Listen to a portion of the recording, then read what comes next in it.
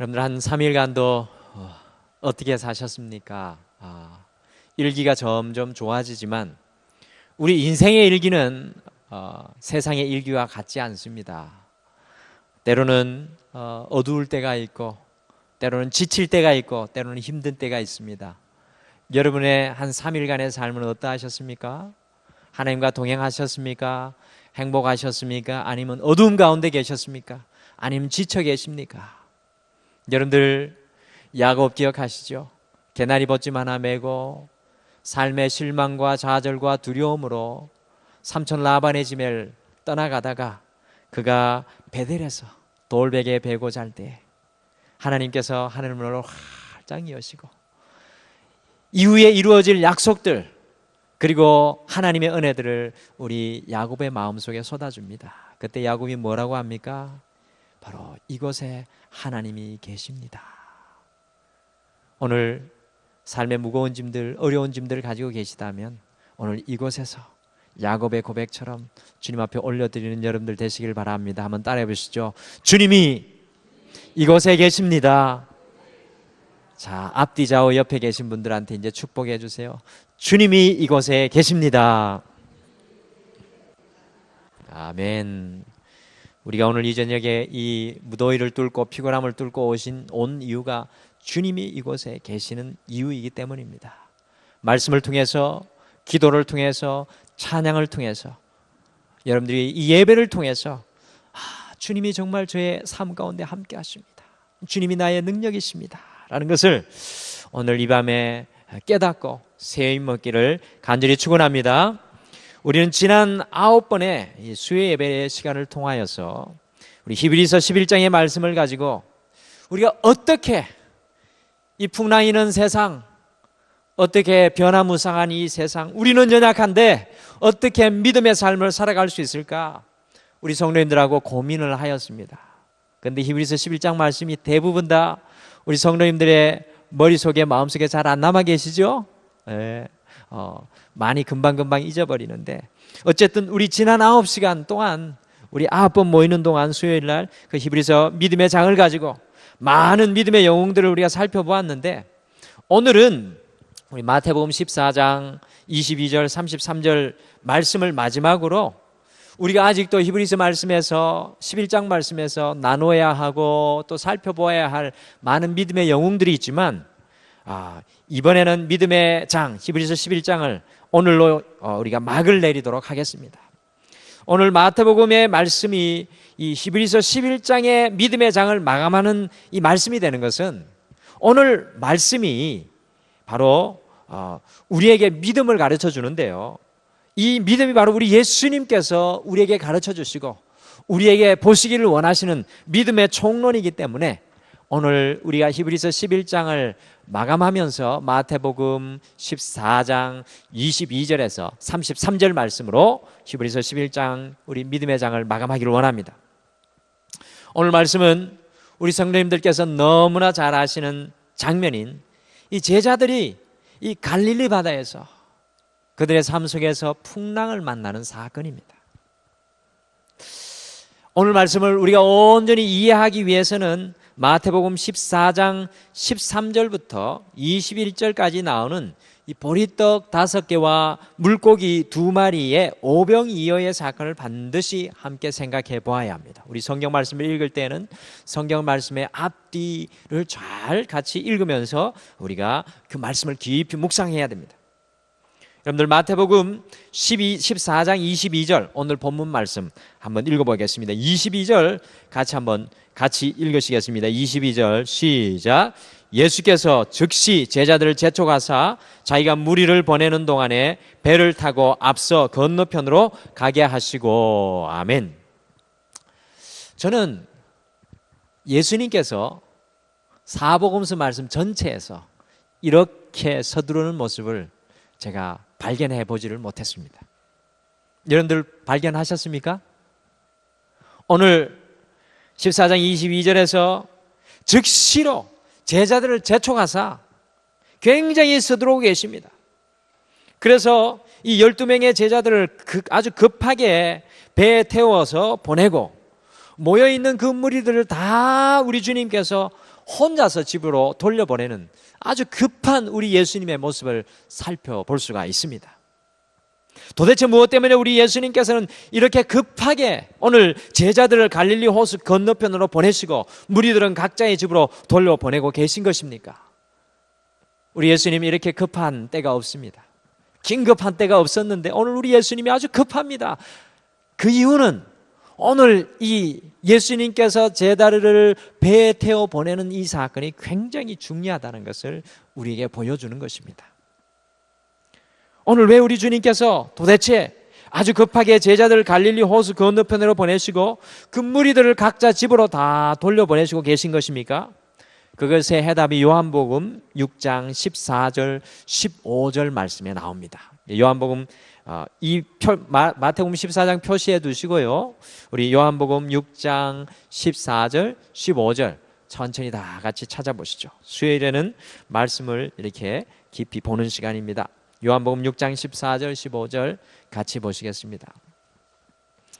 요한복음 6장 14절 15절 찾아서 다 같이 한번 읽어보시겠습니다. 14절 15절입니다. 14절 15절 다 같이 읽겠습니다. 시작. 그 사람들이 예수께서 행하신 이 표적을 보고 말하되 이는 참으로 세상에 오실 그 선지자라 하더라. 그러므로 예수께서 그들이 와서 자기를 억지로 붙들어 임금으로 삼으려는 줄 아시고 다시 혼자 산으로 떠나가시니라. 아멘. 여러분들 이 보리떡 5개 하고 물고기 2마리로 남자만 5,000명을 먹였다고 하니까요. 적어도 제 생각에는 15,000명 이상의 사람을 먹이신 놀라운 표적이 바로 오늘 제자들이 풍랑을 만나는 이 사건 앞에 있는데요. 그 놀라운 표적을 사람들이 보니까 이 제자들과 사람들이 예수님을 왕으로 삼으려고 했습니다. 상상해 보십시오. 제자들은 이와 같은 놀라운 기적, 보리떡 5개하고 물고기 2마리로 우리 선생님이 나아가서 그 15,000명이나 되는 사람들을 먹였다고 하니까 얼마나 자랑스럽겠습니까? 제가 지난주 토요일 날 목사 안수를 받고 처음으로 주례를 했는데요. 저에게 아버지와 어머니와 같은 우리 권사님들, 장로님들, 집사님들, 성로님들이 오셔가지고 제가 주례를 하는데 조마조마하게 바라보시면서 주례를 하는데 그 주위의 사람들이 제 주례의 반응이 좋고 좋았나요? 어쨌든 제가 생각하는데 굉장히 분위기가 좋으니까 덩달아서 얼마나 어찌나 좋아하시는지, 젊은 목회자지만 등마루의 목회자가, 담임 목사가 멋있으니까, 이건 제 소리입니다.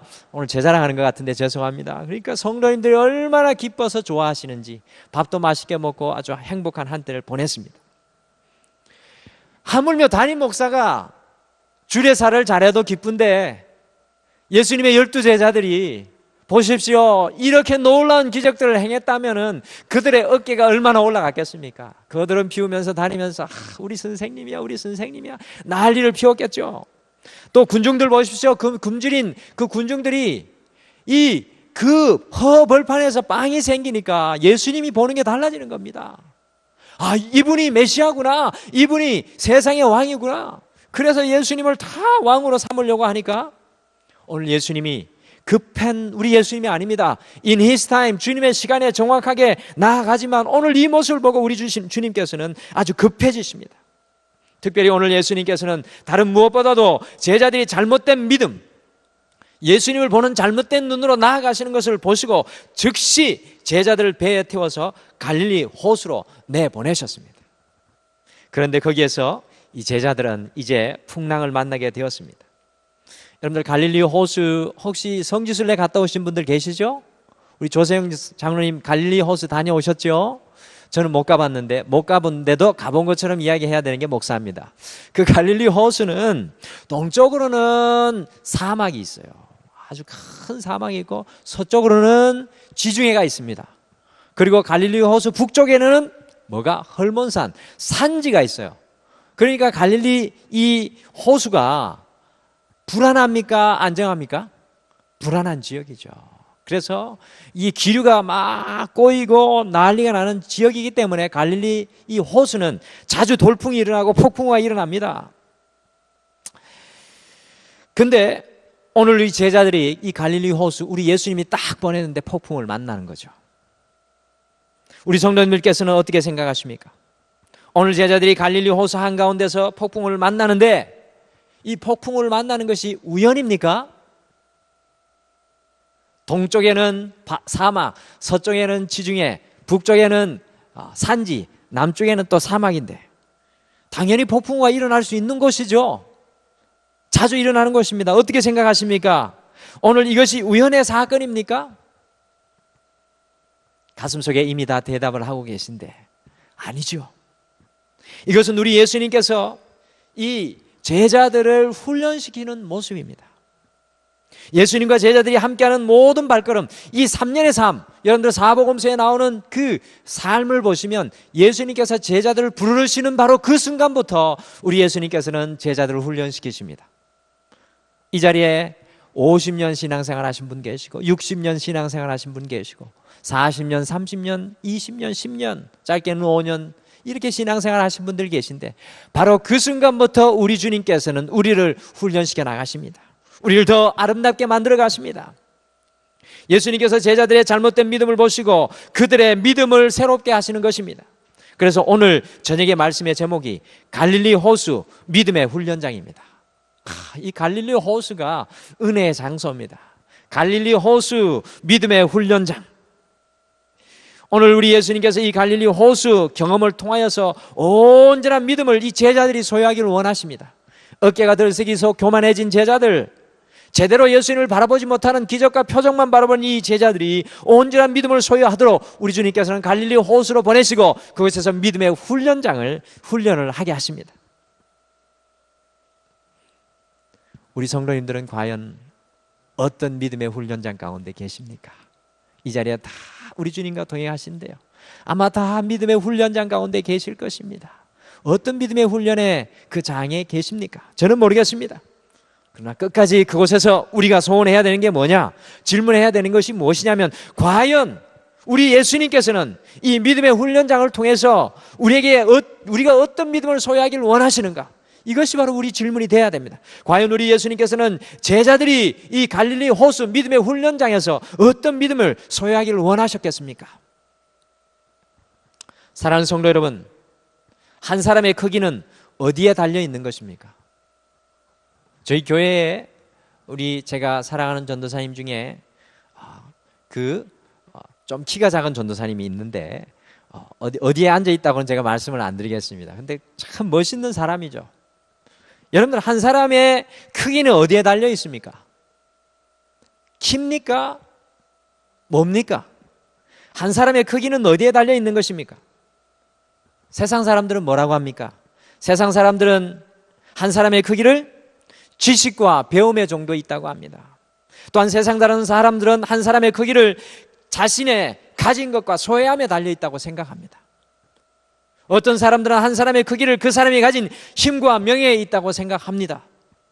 그러나 성경 속에서 우리 예수님은 이 한 사람의 크기를 지식과 돈과 권력에서 찾은 것이 아닙니다. 여러분들 잘 기억하셔야 됩니다. 성경은 한 사람의 크기를 지식과 돈과 권력에서 찾는 것이 아니라 바로 그 사람의 믿음을 통해서 찾으시는 줄 믿습니다. 저는 우리 교회 그 전도사님이 작지만 제가 볼 때 그가 가진 믿음이 굉장히 커서 다른 어떤 전도사님보다 크신 분임을 저는 고백합니다.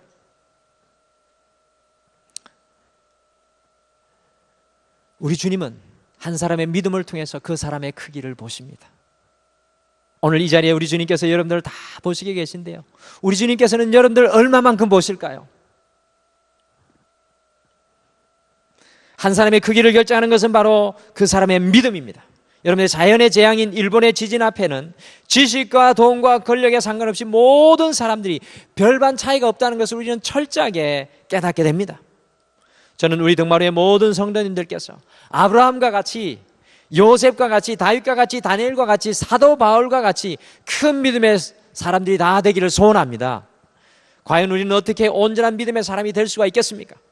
오늘 이 갈릴리 호수 온전한 믿음의 훈련장 속에 있었던 우리가 제자들을 통해서 함께 믿음을 배우고 온전한 믿음을 소유하도록 도전받겠습니다. 과연 우리 주님께서는 이 갈릴리 호수 믿음의 훈련장에서 무엇을 원하셨을까요? 첫 번째, 온전한 믿음은 우리의 모든 것을 포기하는 그 순간 시작됩니다. 따라해 보시죠. 온전한 믿음은 우리의 모든 것을 포기하는 그 순간 시작된다. 자, 보십시오. 예수님께서는 제자들을 배에 태워서 갈릴리 호수로 내보내시고 무리를 혼자서 돌려보내시고 제자들과 함께 갈릴리 바다 건너편으로 가시지 않으시고 뒤에 남아서 따로 홀로 기도하셨습니다. 그런데 해질녘에 배를 타고 떠날 때 아주 잔잔하던 그 갈릴리 호수가 얼마 지나지 않아서 돌풍이 불기 시작하였습니다. 이미 그때 갈릴리 호수 한가운데 이미 나와서 제자들은 뒤로 배를 돌릴 수 없는 그런 상황이었습니다. 바람이 앞에서 불어서 배가 또한 앞으로 나아갈 수도 없었습니다. 이 12명의 제자 중에서 여러분들 누가 이런 상황 속에서 지휘를 하였겠습니까? 누가 지휘를 하였겠습니까? 오늘 우리 등마루교회 조세영 장로님 나오셨는데 제가 조세영 장로님을 베드로 장로님이라 이렇게 농담으로 가끔 제가 부르는데, 여러분들 당연히 이런 상황 속에서는 베드로가 지휘하지 않았겠습니까? 이 배를 처음에는 이렇게 노를 저어라 저렇게 노를 저어라, 돛을 이렇게 움직여라 저렇게 움직여라, 아니 돛을 내려라, 이 갖가지 방법을 써서 이 풍랑의 상황을 베드로는 모면하려고 했을 것입니다. 갈릴리 호수를 훤히 꿰뚫고 있었던 어부들이 그 제자들 중에 많이 끼어 있었습니다. 그러나 이러한 돌풍의 상황에서는, 폭풍의 상황에서는 어부 베드로나 세리였던 마태나 할 수 있었던 것은 아무것도 없었습니다. 베드로가 처음에는 사람들에게 이렇게 하라 저렇게 하라 지시하였을 것이지만 시간이 지나고 자신이 다른 사람들과 똑같다는 것을 금방 깨닫게 되었을 것입니다. 24절 같이 한번 읽어보실까요? 24절 같이 읽겠습니다. 24절 같이 읽겠습니다. 시작. 배가 이미 육지에서 수리를 떠나서 바람이 그스므로 물결로 말미암아 고난을 당하더라. 아멘. 여러분들 한글 성경에는 아주 유하게 표현하고 있지만 영어 성경에는 바람이 불어와서 배를 이리저리로 타격하였다고 나오고 있습니다. 배를 마구잡이로 이렇게 두드렸다고 말씀하고 있습니다. 바람이 반대쪽에서 불어와서 제자들이 심히 고난 가운데 있었던 것을 잘 묘사하고 있습니다. 저는 여기에서 한 가지 놀라운 사실을 하나 발견합니다. 저는 이 말씀에서 한 가지 놀라운 사실을 발견합니다. 사실 주님께서는 갈릴리 호숫가 옆에 산 위에서 기도하시면서 이 모든 것을, 갈릴리 호수 한중간에서 일어나는 모든 것을 다 지켜보고 있었습니다. 예수님께서는 아마도 제자들의 믿음을 위해서 그 밤에 기도하고 계셨을 것입니다. 그들의 믿음의 그릇이 커지기를 간구하였을 것입니다. 폭풍우가 몰아치고 있는 바다를 보고 계셨을 것입니다. 그 산 위에서 분명히 우리 주님께서는 제자들이 폭풍우 가운데 애쓰고 힘들고 고난 가운데 있다는 것을 다 보고 계셨습니다. 그런데 우리 예수님께서는 언제 제자들에게 그 폭풍우를 뚫고 가셨습니까? 이것이 바로 오늘 우리 예수님께서 원하시는 믿음을 이해하기 위해서 꼭 대답해야 될 질문입니다. 우리 주님께서 오늘 이 풍랑과 폭풍 가운데 있는 제자들에게 언제 찾아가고 계십니까? 우리 25절 같이 읽겠습니다. 우리 주님께서 제자들에게 언제 가셨는지 25절 같이 읽겠습니다. 25절 시작. 밤 사경에 예수께서 바다 위로 걸어서 제자들에게 오시니. 아멘. 예수님께서는 제자들에게 밤 사경에 가셨습니다. 여러분들 밤 사경이 몇 시일까요? 밤 사경이 몇 시쯤 될까요? 이미 다 알고 계시는 분들도 계신데요, 예수님께서 밤 사경에 가셨는데 그게 놀라운 예수님의 뜻이 숨어 있습니다. 보십시다. 우리 유대인들은 시간 개념이 이렇습니다. 밤의 시간 개념이 이렇습니다. 해 질 때부터 그 다음날 해 뜰 때까지 1경에서 4경의 시간으로 나눴습니다. 시간을 4파트로 나눴다는 말씀입니다. 1경, 2경, 3경, 4경의 시간을 유대인들은 나눴습니다. 예수님 시간대에. 자, 밤 1경은 오후 6시에서 9시입니다. 바로 지금 이 시간이 밤 1경의 시간입니다. 우리가 수요 예배를 드리는 이 시간이. 밤 2경은 9시에서 12시입니다. 그리고 밤 3경은 1시에서 3시이며 밤 4경은 3시에서 6시입니다. 그리고 오늘 이 저녁에, 오늘 이 시간, 오늘 이 폭풍을 만나고 있는 제자들에게 예수님께서 밤 4경에 가셨다는 것은 이런 새벽 4시쯤에 가셨다는 말씀입니다. 제자들이 밤이 새도록 폭풍과 파도와 싸우게 하시고는 새벽에 찾아가셨습니다. 그것을 산 위에서 다 보시고 계시면서도 새벽 4시에 찾아가셨습니다. 여러분들이, 자녀들이 폭풍 가운데 고난을 받고 어려움 가운데 있다면 어떻게 하시겠습니까? 금방 달려가시지 않으시겠어요? 그 고난의 장소에 금방 달려갑니다. 함께 하기를 원하시겠죠? 그런데 우리 예수님 그렇지 않습니다. 제자들이 악몽과 같은 시간인 약 8시간과 9시간의 폭풍과 파도와 사투를 하게 하시고는 이런 새벽 4시쯤에 오시는 것입니다. 도대체 왜 예수님은 이렇게 하신 것일까요? 예수님이 제자들을 사랑하시지 않으셔서 그러셨습니까? 이 갈릴리 호수에 제자들을 보내시고 온전한 믿음을 훈련을 시키기 위해서 우리 예수님께서는 왜 이렇게 하신 것입니까? 이 갈릴리 호수, 믿음의 훈련장, 온전의 믿음의 훈련장, 이곳에 보내놓으시고 예수님께서는 제자들이 폭풍 가운데 두시고 왜 이렇게 그 다음날 새벽 4시에 찾아가신 것일까요? 그것은 예수님께서는 제자들이 자신의 경험과 힘으로 그 파도와 폭풍 위에 맞서게 하셨습니다. 그들이 그 모든 것들이 소용이 없다는 것을 깨닫게 하시기 위함이었습니다. 그들이 노를 힘껏 잡고 배를 잡고 자신들의 힘으로 모든 것을 다 해보게 하셨습니다. 그러나 가장 숙련된 어부 베드로를 위시해서 모든 제자들이 아무런 소용이 없다는 것을 여러분들 깨닫게 되었습니다. 모든 것이 자신의 힘으로 되지 않는다는 것을 철저히 깨달을 수 있는 시간이 바로 이 밤 4경이었습니다. 여러분들 야곱을 보십시오. 야곱도 자신의 힘으로 모든 것을 할 수 있다고 자신의 머리로 깨를 짜내고 속이며 기만하며 살았습니다.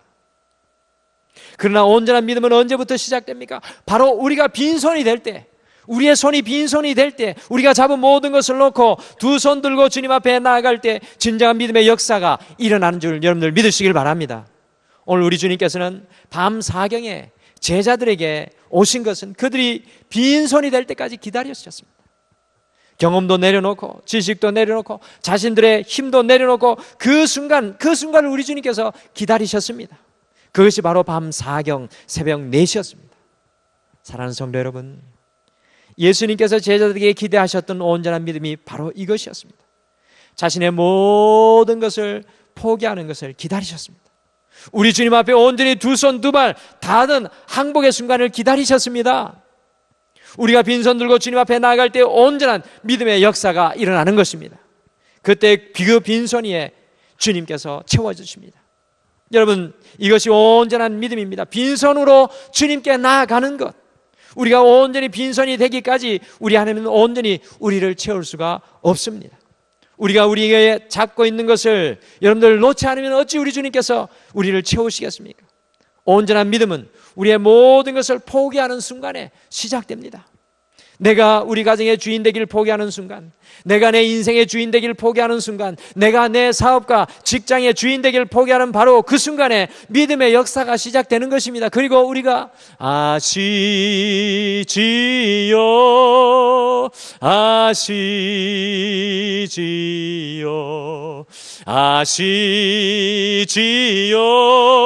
주님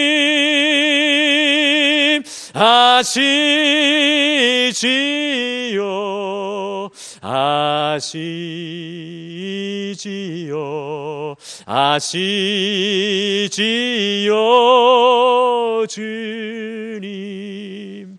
이와 같이 두 손 들고 주님 앞에 항복하는 바로 그 순간, 우리가 주님 앞에 빈손으로 나아가는 그 순간 온전한 믿음의 역사가 일어나는 줄 믿습니다.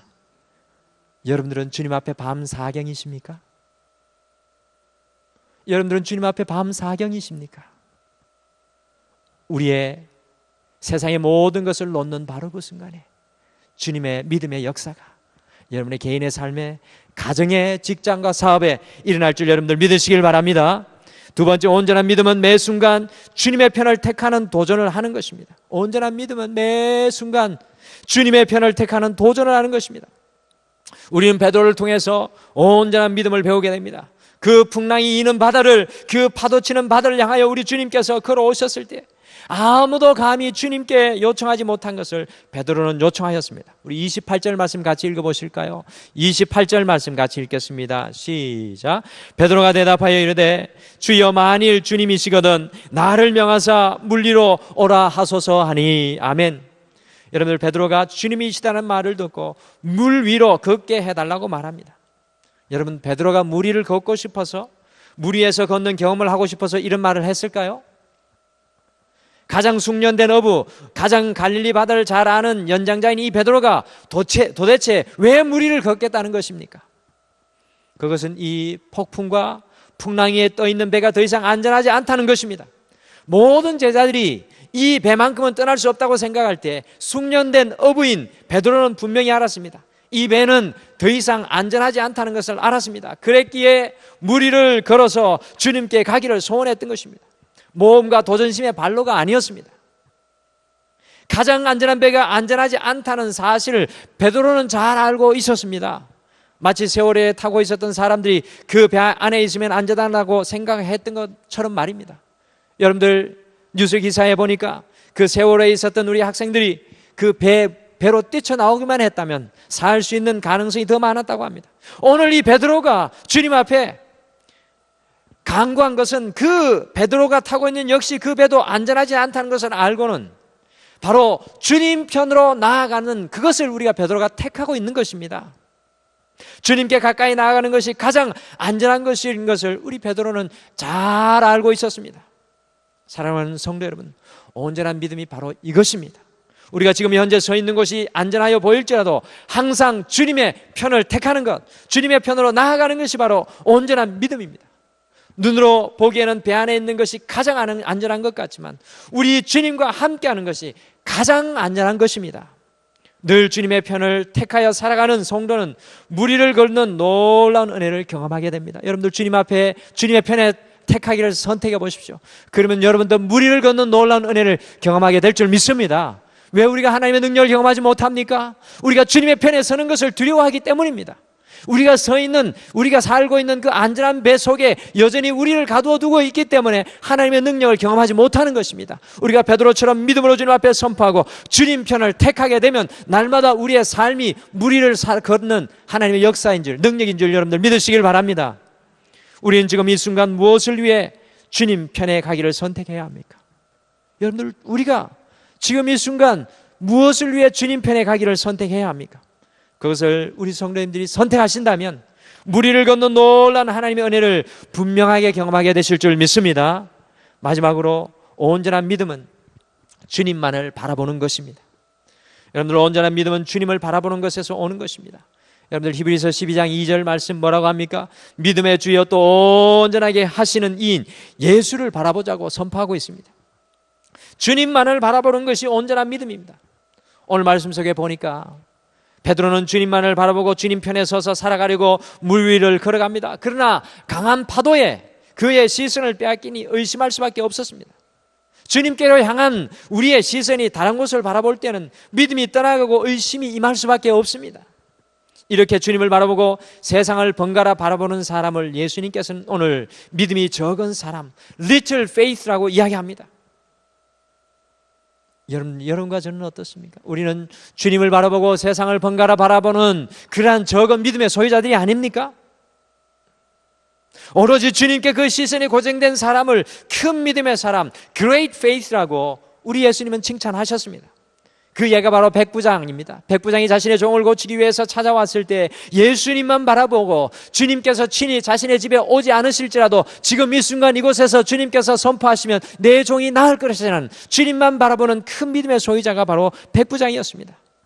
또한 여러분들, 이 다음 장에 나오는 가나안 여자, 자신의 자녀가 병든 것을 보고 주님께 찾아 나왔을 때 주님이 온갖 수모와 수치를 당하게 합니다. 그러나 그 여인, 주님을 바라보는 그 눈이 결단코 흔들리지 않습니다. 예수님만을 바라보는 그 믿음을 보시고 큰 믿음이라고 칭찬하셨습니다. 온전한 믿음은 주님만을 바라보는 믿음인 것입니다. 이 갈릴리 호수에서 예수님은 당신만을 바라보기를 소원하셨던 것입니다. 성도님들의 삶의 환경이 아무리 복잡하고 혼란스러울지라도 주님만을 바라보며 살아가는 큰 믿음의 삶을 살아가기를 간절히 축원합니다. 사랑하는 성도 여러분, 오늘 우리는 갈릴리 호수 온전한 믿음의 훈련장이라는 말씀을 통해서 우리 예수님께서 우리에게 도전하시는 믿음을 가슴속에 품습니다. 현재 여러분과 저의 갈릴리 호수는 어디입니까? 우리 성도님들이 지금 믿음의 훈련과 연단을 받으시는 곳은 어디입니까? 여러분의 갈릴리 호수는 어디 있습니까? 그것이 가정입니까? 그것이 직장입니까? 그것이 여러분의 사업입니까? 그것이 여러분의 자녀입니까? 우리의 갈릴리 호수에서 주님께서는 우리의 온전한 믿음을 보시길 원하십니다. 여러분, 우리가 주님 앞에 온전한 믿음을 보이기를 간절히 소원합니다. 첫 번째, 온전한 믿음의 시작은 우리의 모든 것을 포기하는 순간에 일어납니다. 아직도 주님 앞에 내려놓지 못한 것이 있으시다면 그 모든 것들을 제자들처럼 내려놓는 밤사경의 역사, 우리 주님께서 밤사경에 찾아오신 것처럼 그 밤사경에, 여러분의 영적인 밤사경에 주님이 찾아오시길 바랍니다. 두 번째, 온전한 믿음은 주님의 편에 서기를 도전하는 것입니다. 여러분들 아직도 그저 여러분이 편안하게 생각하는 그곳에 앉아오고 있습니까?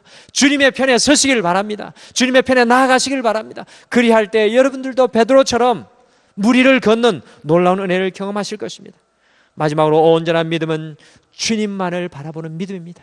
세상과 주님을 번갈아 바라보는 믿음은 연약한 믿음, 작은 믿음이라고 제가 말씀드렸습니다. 성경이 말씀하고 있습니다. 그러나 백부장처럼, 가나안 여인처럼 주님만을 바라볼 때 우리의 믿음은 큰 믿음이 될 줄 믿습니다. 여러분, 이 갈릴리 호수 온전한 믿음의 훈련장 속에서 우리가 날마다 주님의 온전한 믿음의 사람이 되기를 간절히 축원합니다.